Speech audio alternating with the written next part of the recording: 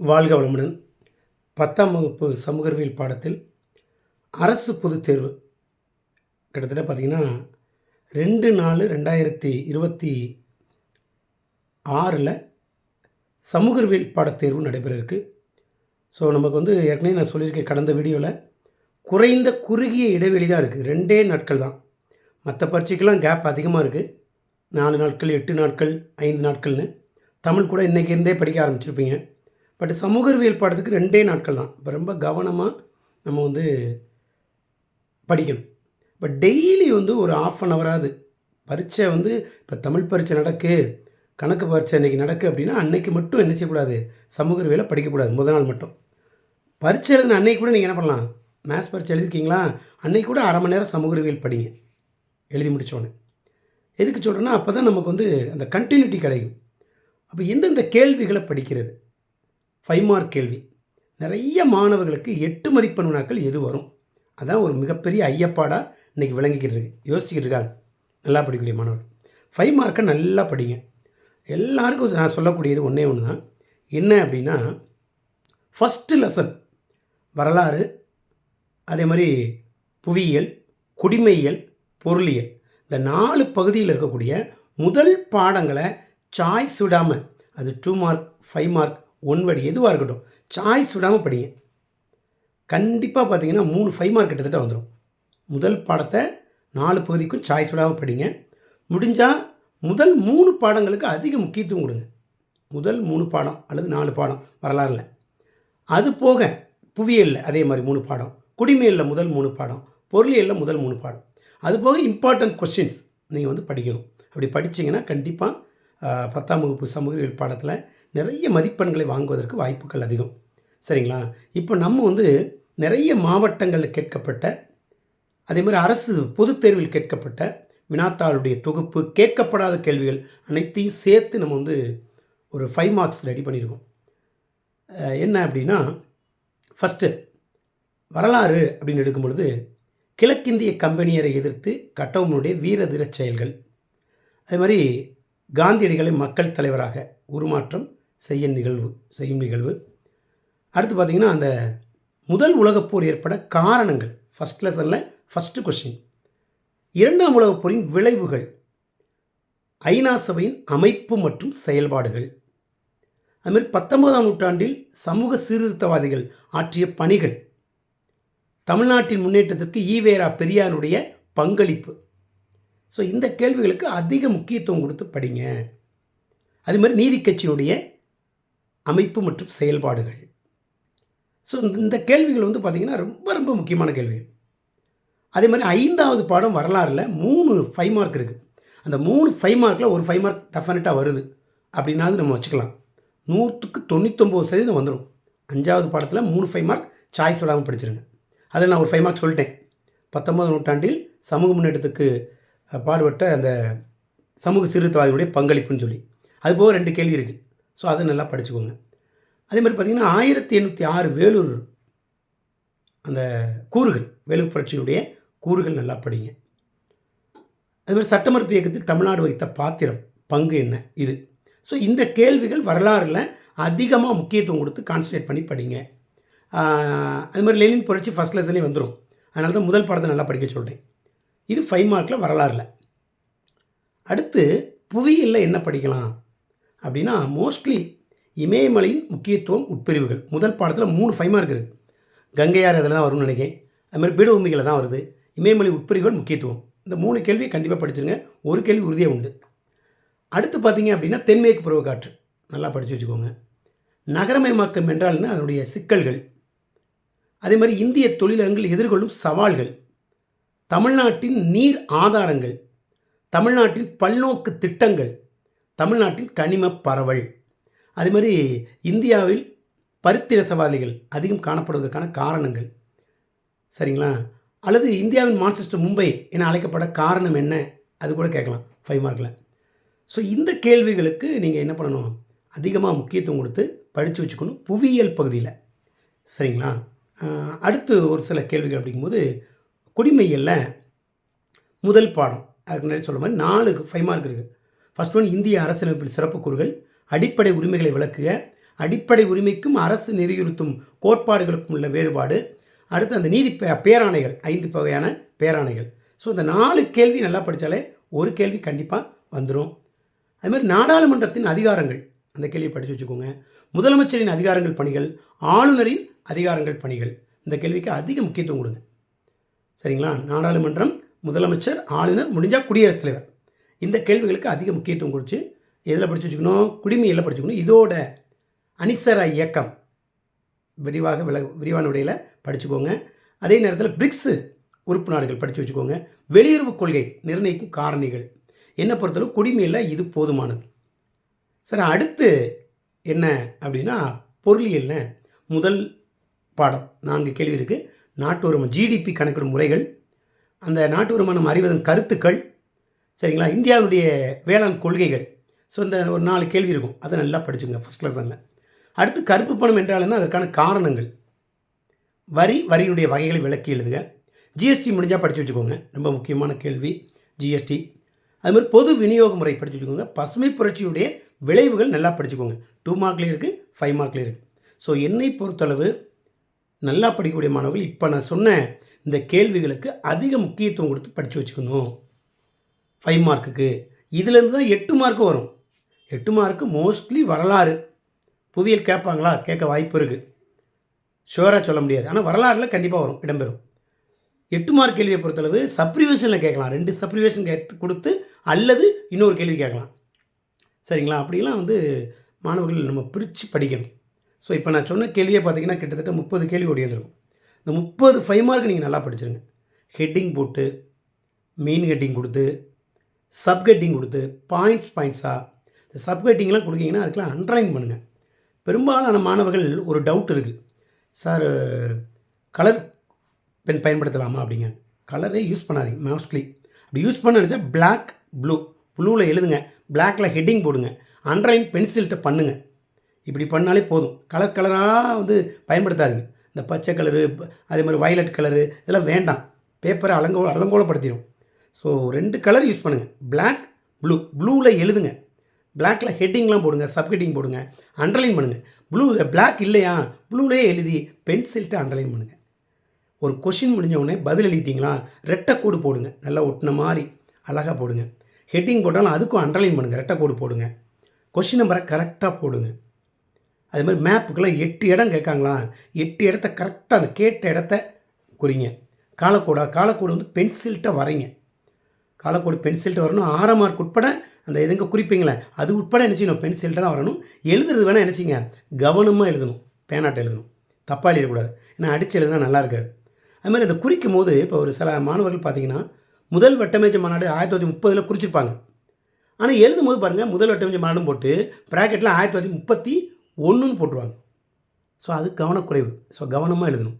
முதல் வட்டமேஜை மாநாடு 1930, 2வது வட்டமேஜை மாநாடு 1931, 3வது வட்டமேஜை மாநாடு 1932. ஸோ தெளிவாக இது பண்ணுங்க, இல்லைன்னா அதை தொடாதீங்க. நல்லா படிக்கக்கூடிய மாணவர்களே இந்த வட்டமேஜை மாநாடு தப்பாக எழுதிடுறாங்க. நான் ஏற்கனவே காலக்கோடுக்கு நிறைய பதிவுகள் சொல்லியிருக்கேன், தனியாக வீடியோ கூட அதுக்கு நான் நெக்ஸ்ட்டு கொடுக்குறேன், அதையாவது படிச்சுக்கோங்க. அதே மாதிரி 100 மார்க் வாங்கக்கூடிய மாணவர்கள் காலக்கோடு எழுதும் போது கவனித்து எழுதணும். இந்திய நிகழ்வுகள் கேட்குறாங்களா, உலக நிகழ்வுகள் கேட்டிருக்காங்களா அப்படிங்கிறத கவனித்து எழுதணும். வெறுமனே ஏதேனும் 5 நிகழ்வுகள் அப்படின்னா நீங்கள் எதனாலும் எழுதலாம். இப்போ இந்திய நிகழ்வு கேட்கும்போது உலக நிகழ்வை எழுதுனா மார்க் கிடைக்குமா, அங்கே ஒரு கேள்விக்குறி. ஆனால் உலக நிகழ்வுகள் கேட்கும்போது இந்திய நிகழ்வுகளை எழுதலாம். ஏன்னா உலகத்துக்குள்ளே தான் இந்தியா இருக்குது, இந்தியாவுக்குள்ளே உலகம் இல்லை. அதனால் அதை கவனித்து எழுதணும். யார்? 100 மதிப்பெண்கள் பெறக்கூடிய மாணவர்கள். அது மாதிரி நிறைய மாணவர்கள் கேட்காங்க, அளவு திட்டம் கண்டிப்பாக எழுதணுமா? எழுதிக்கோங்க. ஒரு அழகு ஈக்குவல் டு 5 ஆண்டுகள். 5 எடுத்தால் 5 ஆண்டுகள் போட போகிறீங்க, 10 எடுத்தால் 10 ஆண்டுகள் அப்படின்னு போட போகிறீங்க. ஸோ அதனால் அதை ரொம்ப கவனமாக எழுதுங்க. அதே மாதிரி வரைபட பயிற்சியை பொறுத்தளவு மெல்ல கற்கும் மாணவர்கள் அதிகமாக வேர்ல்டு மேப்புக்கு முக்கியத்துவம் கொடுங்க. இதில் கொஸ்டின் நம்பர் 42. கொஸ்டின் நம்பர் 42 வரலாறில் வேர்ல்டு மேப் வரலாம் அல்லது இந்திய மேப் வரலாம், ஏதாவது ஒன்று தான் கொடுப்பாங்க. எதிரார் கிடையாது. 43 44 தான் எதிரார், இந்தியா அல்லது தமிழ்நாடு, அது புவியியல்ல. வரலாறில் பார்த்தீங்க அப்படின்னா உங்களுக்கு வேர்ல்டு கொடுத்தாங்கன்னா இந்தியா கொடுக்க மாட்டாங்க. அப்போ வேர்ல்டுக்கு அதிக முக்கியத்துவம் கொடுங்க. நல்லா படிக்கக்கூடிய மாணவர்கள் எல்லா இடத்தையும் பார்த்துக்கோங்க. புத்தகத்தில் எத்தனை இடம் இருக்கோ அத்தனையும் பார்த்துக்கோங்க. திடீர்னு சான் பிரான்சிஸ்கோ கேட்கலாம், ஹவாய் தீவு கேட்கலாம், செர்பியா கேட்கலாம், ஆஸ்திரியா ஹங்கேரி கேட்கலாம். சரிங்களா? ஸோ ஏன்னா நம்ம வந்து பார்த்தது ஜெர்மனி, துருக்கி, ரஷ்யா இதையே பார்த்துக்கிட்டு இருப்போம். பிரிட்டன், இங்கிலாந்து 2ம் சேம் தான். நிறைய மாணவர்களுக்கு தெரியறது கிடையாது. அது மாதிரி ஜப்பானில் கிரோசிமா, நாகசாகி, ரஷ்யாவுடைய தலைநகர் மாஸ்கோ. சரிங்களா? அது மாதிரி Italy, Greece, Saudi Arabia, Saudi Arabia 2 ஒன்று தான். சரிங்களா? ஸோ இதுக்கு நீங்கள் என்ன செய்யணும்? அதிகமாக முக்கியத்துவம் கொடுத்து பார்க்கணும். அடுத்து வந்து பார்த்தீங்க அப்படின்னா பெல்ஜியம், ஃப்ரான்ஸ். ஜெர்மனிக்கு எங்கே வரும்? ஃப்ரான்ஸ் ஜெர்மனிக்கு கீழே வருமா? அதுமாதிரி பெல்ஜியம் எங்கே வரும்? சரிங்களா? பல்கேரியா எங்கே வரும்? செர்பியா எங்கே வரும்? இதெல்லாம் வந்து நீங்கள் குறித்து பாருங்கள். அப்போ தான் 10ஆம் வகுப்பில் அந்த சமூகவியல் பாடத்தில் நீங்கள் அந்த வேர்ல்டு மேப் பகுதியில் 5க்கு 5 வாங்கணும் கட்டாயம்னால கொடுத்தாங்கன்னா. சரி, இந்திய மேப் எப்படி சார்? எது சார் பார்க்குறது? இந்திய மேப் உங்களுக்கு 2 தான் இருக்குது. அதை நல்லா பாருங்கள். நிறைய இடங்கள் சொல்லலாம். இந்திய மேப் வரலாறு பொறுத்தளவு நீங்கள் வந்து அந்த காந்தியோடு தொடர்புடைய நிகழ்வுகளை அதிகமாக பார்த்து வச்சுக்கோங்க. இந்த கேதா, சம்பரான், சரிங்களா? அது மாதிரி வார்தா, அடுத்து வந்து பார்த்திங்கன்னா தண்டி, வேதாரண்யம், இதெல்லாம் உப்பு சத்தியாகிரகம். தண்டி, வேதாரண்யம்லாம், சபர்மதி, அது மாதிரி டெல்லி, மும்பை, மதராஸ், கல்கத்தான்னு கேட்கலாம். அதுமாதிரி பாரத்பூர் முதலாக புரட்சி நடைபெற்றது, மீரட், சரிங்களா? லக்னோ, சௌரி சௌரா, குவாலியர், ஜான்சி, நாக்பூர், கான்பூர். அது மாதிரி அமிர்தசரஸ், ஜாலியன் வாலாபாக், அந்த அமிர்தசரஸ் அல்லது பஞ்சாபில் இருக்குது, அது பார்த்து வச்சுக்கோங்க. லாகூர் பார்த்து வச்சுக்கோங்க. ஸோ இதுக்கு அதிகமாக முக்கியத்துவம் கொடுத்து நீங்கள் என்ன செய்யணும்? பார்த்து வச்சுக்கணும். பழவேற்காடு, சரிங்களா? முக்கியமான பிளேசஸ் இதெல்லாம். இது வந்து வரலாறு பகுதியில் இந்திய வரைபடத்தில் மாணவர்களாக இதை முழுமையாக ஒரு இடத்துக்கு 2 தடவை கேளுங்க, குறிப்பெடுத்து வச்சு படிங்க. அப்போ வரலாறு நம்ம தெளிவாகிட்டோம் அப்படின்னா கண்டிப்பாக 5 மதிப்பெண் வினாக்களில் 42வது வினா கண்டிப்பாக அட்டன் பண்ணிக்கலாம். அது மாதிரி 41 முடிந்த அளவுக்கு அட்டன் பண்ணுங்கள். காலக்கோடு, சரிங்களா? நீங்கள் கோடிட்டோட நல்லா படிச்சிருக்கணும். காலக்கோடு கட்டாய வினா. அப்போ 5 மார்க்கில் 10க்கு 3 அட்டன் பண்ணியாச்சு. வேறுபாடு கேள்வி ஏற்கனவே நான் வந்து போன வீடியோவிலே சொல்லியிருக்கேன். ஒரு 15 வேறுபாடாக படிச்சுக்கோங்க. 22 வேறுபாடு இருக்குது. நீங்கள் அட்லீஸ்ட் 15ஆவது படிக்கணும். 15ல் கண்டிப்பாக வந்துடும் 2. காரணம் குரூப் மொத்தத்திலே 11 இருக்குது. 11 படிச்சிங்கன்னா 1 மார்க் உறுதி. நான் ஏற்கனவே வந்து பிடிஎஃப்ல அதை கொடுத்துருக்கேன். தேவைப்படக்கூடிய மாணவர்கள் டிஸ்கிரிப்ஷனில் என்னுடைய நம்பர் தரேன். நீங்கள் காண்டாக்ட் பண்ணி கேளுங்க. நான் அதை அப்படியே உங்களுக்கு சென்ட் பண்ணுறேன் பிடிஎஃப் வடிவில்.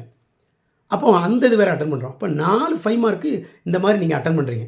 டைம் சேவ் ஆகும். இதெல்லாம் வேகமாகவும் முடிக்கலாம். சரிங்களா? திரும்ப சொல்கிறேன், கோடிட்டடம், அதுக்கடுத்து வேறுபாடு, 2 வேறுபாடு, ஒரு காரணம் கூறு. நிறைய மாணவர்கள் காரணம் கூறு எழுதாமல் மறந்துடுதீங்க. 2 வேறுபாடை மட்டும் எழுதி வச்சுட்டு விட்டுருதீங்க. அப்போ 1 மார்க் போயிடும். ஸோ அந்த கேள்வியை எடுத்தீங்க அப்படின்னா கண்டிப்பாக 2 வேறுபாடும் ஒரு காரணம் கூறும் எழுதணும். செட் பண்ணிக்கோங்க மனசில். அதே மாதிரி காலக்கோடு, அதே மாதிரி கட்டாய வினா 42. அதை எழுதாமல் வேறு கொஸ்டின் நீங்கள் எழுதுனா மார்க் கிடையாது, ஞாபகத்தில் வச்சுக்கோங்க. அதுக்கு தான் கட்டாய வினானே கொடுத்துருக்காங்க. அப்போ 4 5 மார்க் இப்படி வந்துருச்சு. அப்போ மீதி 6 5 மார்க் தானே. அது ஏன் நான் சொன்ன அந்த 30க்குள்ளே வராதா? கண்டிப்பாக வரும். சாய்ஸ் வேறு இருக்குது. அப்போ ஏன் அட்டன் பண்ண முடியாது? இந்த 30க்குள்ளே தான் 8 மதிப்பெண் வினாக்களும் வரும். கண்டிப்பாக வந்துடும். அப்போ ஒரு தடவைக்கு 2 தடவை இந்த இப்போ போட்ட வீடியோவை முழுமையாக கேளுங்க, குறிப்பெடுத்து வச்சு படிங்க. நான் விரைவில் வந்து 5 மார்க் வந்து ஷார்ட் பண்ணி கொடுத்துருக்கேன்.